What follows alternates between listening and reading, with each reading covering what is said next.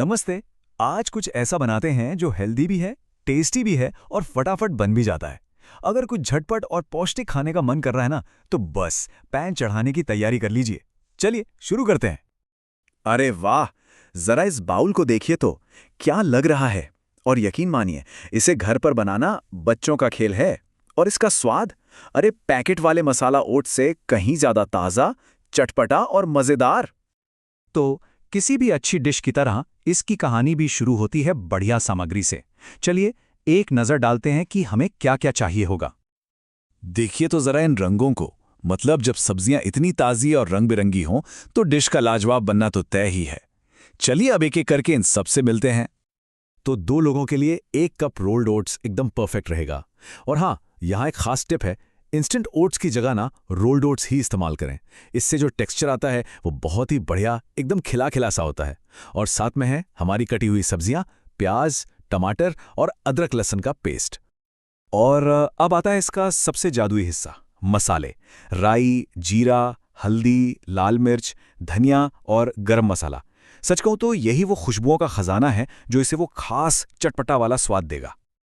तो सब कुछ तैयार है। अब पैन गरम करने का टाइम आ गया है। अब देखते हैं कि कैसे ये साधारण सी चीजें मिलकर एक शानदार डिश में बदल जाती हैं।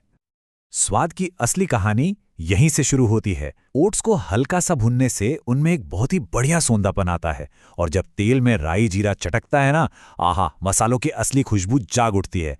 ये स्टेप बिल्कुल मिस मत कीजिएगा। और अब देखिए, जैसे ही टमाटर और पिसे हुए मसाले इस भुने हुए प्याज के साथ मिलते हैं, बेस का रंग और खुशबू दोनों ही एकदम बदल जाते हैं। असली स्वाद की परतें बस यहीं बननी शुरू होती हैं। अब बारी है सब्जियों और बाकी मसालों की। इन्हें मिलाकर हम एक गाढ़ा और मज़ेदार मसाला बेस तैयार करेंगे। बस एक बात का ध्यान रखें, सब्जियों को हल्का सा ही भुनना है ताकि उनका जो क्रंच है ना, वो बना रहे। वाह! पानी डालने से ठीक पहले पैन में कुछ ऐसा नज़ारा होता है। सारे रंग, सारी खुशबू एक साथ। कितना शानदार लग रहा है ना? अगला बहुत ही ज़रूरी कदम है पानी डालना और उसे उबालना। यही वो शोरबा या कह लें कि ब्रॉथ बनाएगा जिसमें हमारे ओट्स पकेंगे और सारे फ्लेवर्स को अच्छे से सोख लेंगे। अब हमारे भुने हुए ओट्स वापस पैन में जा रहे हैं, जो उस सभी लाजवाब स्वाद को अपने अंदर सोखने के लिए पूरी तरह से तैयार हैं। अब हम लगभग आखिरी पड़ाव पर हैं। और सबसे अच्छी बात पता है क्या है? ओट्स को नरम और क्रीमी होने में ज़्यादा वक्त नहीं लगता। बस 5 से 7 मिनट और गर्मा गर्म खाना समझिए तैयार। बस इस स्टेज पर इसे धीमी आंच पर पकने देना है, जब तक कि ये एकदम परफेक्ट दलिया जैसी कंसिस्टेंसी में ना आ जाए। मतलब ना बहुत ज़्यादा गाढ़ा और ना ही बहुत ज़्यादा पतला। आंच बंद करने के बाद आखिरी में हम डालेंगे 1 चुटकी गरम मसाला बेहतरीन खुशबू के लिए और ढेर सारा ताज़ा हरा धनिया ताजगी के लिए। ये छोटे छोटे स्टेप्स स्वाद में बहुत बड़ा फर्क लाते हैं। और बस ये लीजिए, तैयार है हमारा गर्मा गर्म स्वादिष्ट मसाला ओट्स का परफेक्ट कटोरा।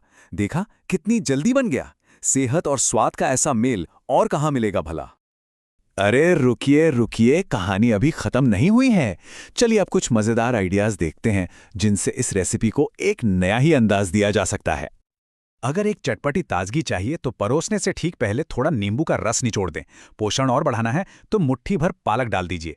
और अगर क्रीमी टेक्सचर चाहिए तो ऊपर से थोड़ी भुनी हुई मूंगफली या 1 चम्मच दही। क्या कहने।